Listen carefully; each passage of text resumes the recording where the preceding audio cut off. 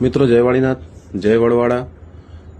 હું ટીનાભાઈ કોટ, મારો તાલુકો સિદ્ધપુર, જિલ્લો પાટણ. હવે વાત કરવી છે મારે આજે જે ચૌધરી સમાજનું મહાસભા સંમેલન થવા જઈ રહ્યું છે એના સંદર્ભે ખૂબ સારી વાત છે. સંમેલન થાય છે, ચૌધરી સમાજ ભેગો થઈ રહ્યો છે, ખૂબ આનંદની બાબત છે.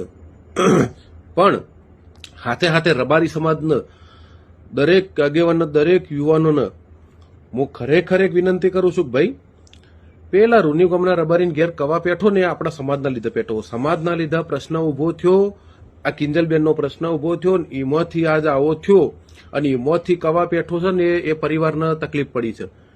એટલે આજે કોઈ પરિવારને કદાચ એ પરિવાર ભયના ઓથાર હેઠળ જીવતો હોય અથવા તો એ પરિવારને કોઈ તકલીફ હોય તો સમાજના દરેક યુવાને, સમાજના દરેક આગેવાને એ પરિવારના પડખે આજે ઉભી રહેવાની જરૂર છે. એ પરિવારને એકલો છોડી મુકાય નહીં. એટલે એ સમાજનો સંપર્ક, એ પરિવારનો સંપર્ક કરો અને પરિવારના કમ્પ્લેટ એની હાથે પડખે ખભો મિલાઈને ઉભા રહો. ભલે જે થવું હોય થાય. આજે ધડ આપવાનું થાય તો આપી દો, પણ એ પરિવારને એકલો મૂકશો નહીં. સમાજના લીધે એના પર આ તકલીફ આવી છે. બીજું કે ચૌધરી સમાજને હું વિનંતી કરું છું કે ભાઈ, આપણે કદાચ વડવાઓ કહીશ માસ્ય છીએ એટલે ક્યાંક ના ક્યાંક છેડો અડ્યો છે ત્યારે કહેતા હશી, એટલે માસ્ય છીએ ને તો આજ માસ્ય હોવાનું ફરજ આપણે પૂરું કરી દેવી છે. બંને સમાજના આગેવાનો ભેગા થો અને બંને સમાજના આગેવાનોમાં એક સંકલન મિટિંગનું ગોઠવણી કરો અને એક લિસ્ટ ભાઈ તમે આપી દો હવે કે ભાઈ અમારી આટલી દીકરીઓ તમારા ત્યાં છે. જૂનો હિસાબ લેવા નીકળ્યા છો તો હવે જૂનો હિસાબ આલી દો. આપણે બંને સમાજો પ્રેમથી ભેગા થઈ સંકલન મિટિંગ કરી અને ભવિષ્યમાં આવા બનાવો ન બને. આમ તો જે થયું છે ને આજ તો ખરેખર સારું થયું છે. આ થયું છે ને એટલે ભવિષ્યમાં આવા બનાવો અટકશી. એટલે એકબીજાના સમાજોના આગેવાનો ભેગા થઈ અને એકલી કિંજલ તમારી કણ આવી છે ને કિંજલ એકલી પાછી લાવી છે એવું નહીં. આ રી અમારી બીજી અમારા સમાજની બહેનો આ રી. તમારા સમાજની એક બેન ફોન મીડિયા બને એમ કે છે કેવા ગયું, લોહી થઈ પેલું એ થઈ ગયું, પટલું થઈ ગયું, લોહી પોણી થઈ ગયું. અરે બેન, અમે રબારી જ છીએ. લોહી તમારા સમાજનું ઉકળે છે ને તમારું ઉકળે છે ને તો અમારું એ ઉકળે જ છે. એટલે સમાજના આગેવાનો ભેગા થઈ અને તમે સંમેલન કરો છો એમાં સારો એવો નિર્ણય લો એવી અમે અપેક્ષા રાખીએ છીએ. તમે અમારા આજે બે ભોણિયાની માયો છે આ રી. અમારા પણ પરિવારોએ આર્થિક તકલીફો ભોગવેલી છે.